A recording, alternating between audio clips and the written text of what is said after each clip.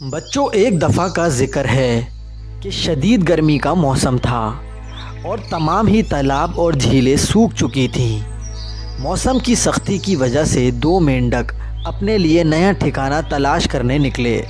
پھر ایک جگہ انہوں نے ایک بہت گہرا کنواں پایا۔ اس میں سے ایک مینڈک نے مشورہ دیا کہ چلو کودتے ہیں، یہاں بہت سارا پانی ہے اور یہاں ہم بہت خوشی خوشی رہ سکتے ہیں۔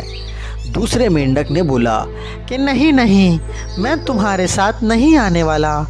تم کو یہاں ابھی بہت پانی دکھ رہا ہے، لیکن اگر یہ پانی سوکھ گیا تو ہم اس کنویں میں سے کبھی واپس نہیں آ سکتے، اس لیے میں تمہارے ساتھ نہیں آنے والا۔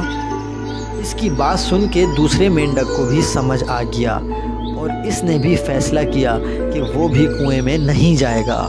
تو بچوں، ہم نے اس کہانی سے یہ سیکھا کہ کوئی بھی کام کرنے سے پہلے ہمیں کسی دوسرے سے مشورہ کر لینا چاہیے۔ بچوں، اگر آپ کو ہماری کہانی اچھی لگی تو ہمارے چینل کو سبسکرائب کر لیجئے۔